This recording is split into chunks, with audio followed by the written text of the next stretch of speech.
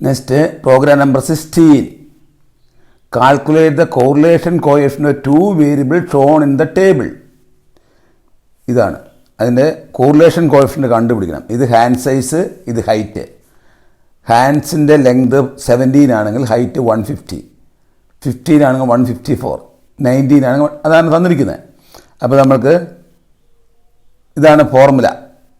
Correlation കോഎഫിഷ്യൻ്റെ formula ഇതാണ്. X i hand size, y i height, x bar mean of hand, y bar mean of height. അപ്പോൾ നമ്മൾ ആദ്യം X bar എന്ന് പറയുന്നത് ഇതിൻ്റെ എല്ലാം കൂടെ മീനാണ് X bar.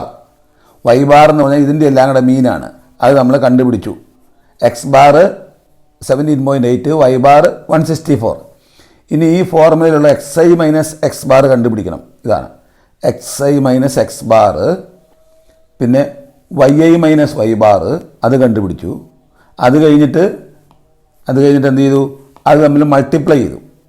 X I minus X bar, y by minus Y bar തമ്മിൽ മൾട്ടിപ്ലൈ ചെയ്തു. അതാണ് ഇവിടെ. എന്നിട്ട് പിന്നെ x I minus X bar square അത് ഇവിടെ കണ്ടുപിടിച്ചു. X I minus X bar square, y I minus Y bar square. എന്നിട്ട് ഇതെല്ലാം കൂടെ ആഡ് ചെയ്തു. അപ്പം ആഡ് ചെയ്യുമ്പോൾ ഇത് ന്യൂമറേറ്റർ വാല്യൂ ഇതാണ് സമ്മ്. ഇതിൻ്റെ സമ്മ് ഇത്. എന്നിട്ട് നമ്മൾ എന്ത് ചെയ്തു? എന്നിട്ട് 6 കണ്ടുപിടിച്ചു.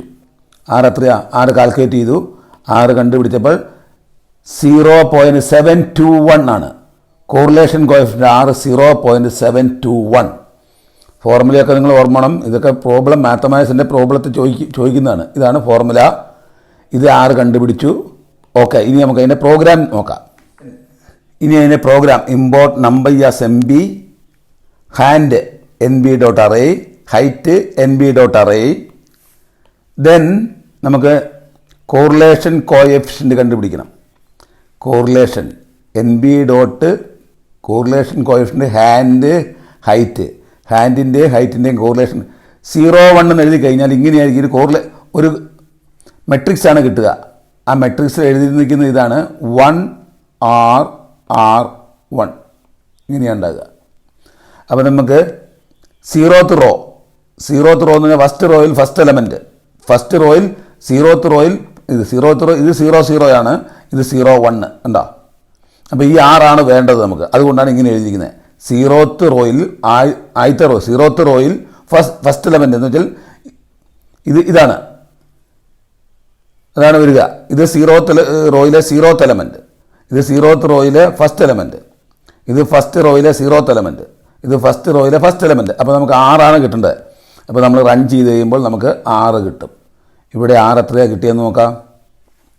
ഇവിടെ 6 ഔട്ട്പുട്ട് 0.7213 ആണ് 6 ഉണ്ടോ? കോറിലേഷൻ കൊണ്ട് അപ്രോക്സിമേറ്റ്ലി 0.72 ഇതാണ്. ഇനി ഇതെന്താ? 0.7, 6ൻ്റെ വാല്യൂ -0.7-ഉം +0.7-നും ഇടയിലാണെങ്കിൽ എന്താ? Strong correlation. ഇനി -0.4-നും +0.4-നും ഇടയിലാണെങ്കിൽ മോഡറേറ്റ് കോറിലേഷൻ.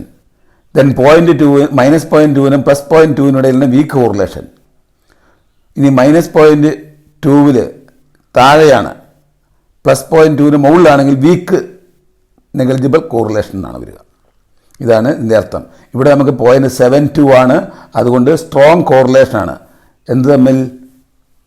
ഹാൻഡ് സൈസും നമുക്ക് ഹാൻഡിൻ്റെ സൈസും